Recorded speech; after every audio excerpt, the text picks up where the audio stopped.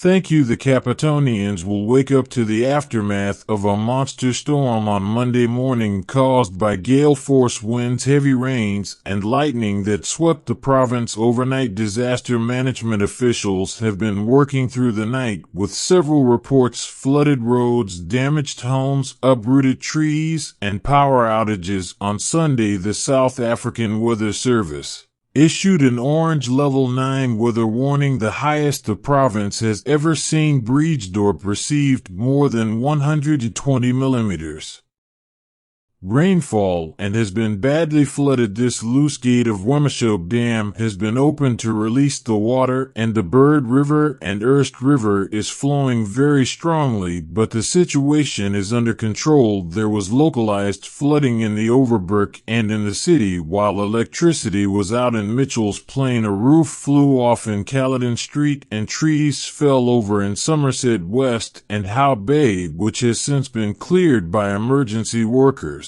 On Monday morning, the city of Cape Town reported that hundreds of dwellings and informal settlements have been left waterlogged by the rain. The emergency officials are attending to Shukashekma and Sir Lowry's Pass Village. Rasta Camp Rimus makes 7 Delon Sandfly Macasso Old 4 Drift Sands Fulini and Belleville South. The officials are also attending to flooding of formal houses reported in Durbanville, Vocap, Scott Crawl, Belleville South, Belhar Sandfly, and Macassar Strand, Gordons Bay, and Norco. The emergency services have assisted 4 persons trapped in a house in Strand and evacuated them to Strand Fire Station. The roof was blown off of private property in the CBD, while a new tech dwelling in Howe Bay was also damaged due to wind. Flooding has been reported at the N2 at Victoria Road in Strand. Deanhoff and Sunset Boulevard in Gordons Bay is closed, as well as Sir Lowry's Pass and Baden-Powell Drive. All highways are open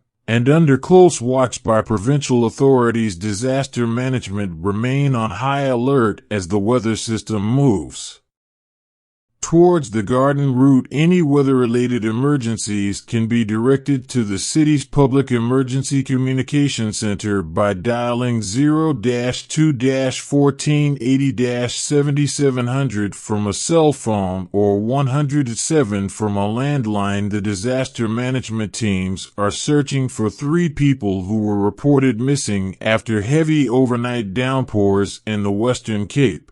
During a briefing on Monday, local government environmental affairs and development planning Mashanton Brettel said 1 person was swept away in the group break review of the road, with the bridge was washed away with a car on it. There were 2 people in the car and they managed to save 1. They are still looking for the other one, but it doesn't look good. The other 2 people were reported missing. Billiardsdorp Brittle said. He said officials' biggest concern was the extensive road closures. All the teams are on standby and the mopping up will need to happen, but we first need to get through the storm. The next 12 hours are going to very difficult, he added. The heavy downpours came after the SA Weather Service issued a level 9 warning on Sunday, an indication that the impact of the inclement weather was expected to be severe and is expected. The downpours and strong wind had no mercy. The head of the city of Cape Town's disaster management, Charlotte Powell, said emergency services officials helped 4 people who were trapped in a house in Strand. In addition, the city received reports of uprooted trees and Howe Bay Main Road, Macassar, Ron Bosch, East Durbanville, Quill Shriver, Woodstock, Cliff Fuelis, and Malmesbury Farms. The Recreation and Parks Department is responding to remove falling trees. Powell added. At Wemeshoek Dam, the sluice gate has been opened to mitigate downstream flooding. She said the Lawrence River and Erst River have burst their banks. The City of Cape Town spokesperson Janine Willman said high electricity call volumes were reported due to storm-related damage. She said teams that tended to outages in Philippe de Glace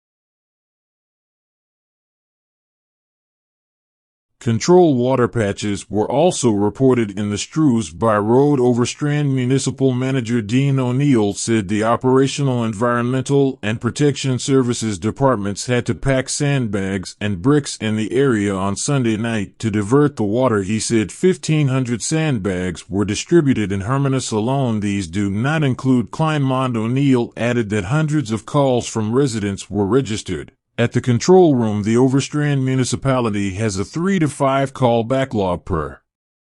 Area residents are requested to be patient as all calls will be followed up. According to the Waterscliff municipality, the Bot River Bridge will probably be closed for the day due to damage to the roadway. The province is still trying to repair damage caused by storms that hit it in June. Meanwhile, humanitarian organization The Gift of the Givers Foundation said its teams were activated on Monday to assist the Western Cape Fee Waterscliff and Capabilis disaster risk management teams. The calls have been pouring in for municipalities and community members early this morning asking for our urgent assistance as homes are flooded, communities are being evacuated, and roads are being washed away. Gift of the Givers teams will be on the ground to assist all of the above areas with urgent humanitarian aid as we assess the many other areas that have called. The organization's Ali Sabli said the yellow level 4 warning for rain with isolated leading to localized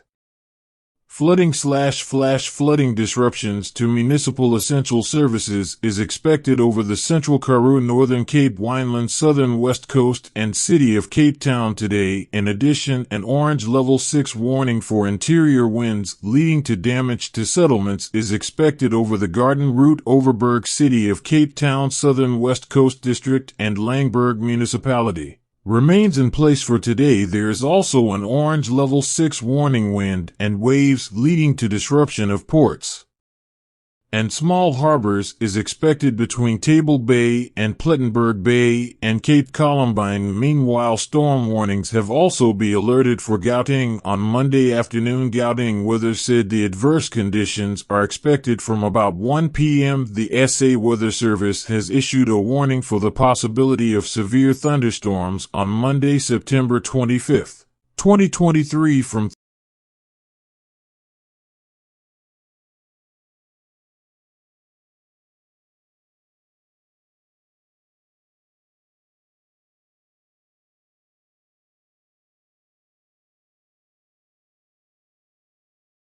damage affecting power and water supply to several areas. A Golden Arrow bus has overturned on Jake's Jewel Drive near Athlone as heavy rains continue in Cape Town. Cape Town traffic spokesperson Kevin Jacobs says Cape Town traffic officers are attending to a crash scene where Golden Arrow bus has overturned. Jake's General Drive southbound is closed between Klipfontein and Turf Hall roads. The city's emergency services are on the scene. Further updates on injuries and road closures will follow.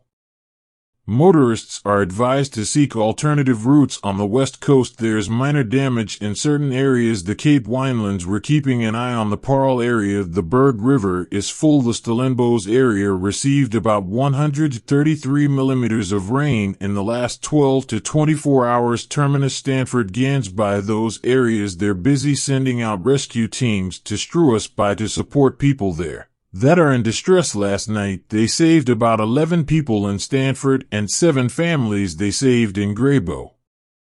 There was also a boat that overturned an NSR. I managed to save the 3 people on that boat. A joint operations center has been established to assist residents of areas that are expected to be flooded. 112 people have so far been evacuated from the Kiga area to a community hall in Kepper. Meanwhile, Western Cape authorities have made an impassioned plea to the public to cooperate as disaster management teams remain on high alert for severe weather conditions. The South African Weather Service has warned of severe weather conditions in large parts of the Western Cape over the next 2 days. A cut-off low-pressure system situated over the Northern Cape bringing in heavy downpours as well as severe thunderstorms. Rainfall accumulation is expected to be between 50 and 80 millimeters over the metropole. This could lead to flooding of roads and residential areas, including informal settlements. We are expecting some damaging waves to come with the system, those together with the strong winds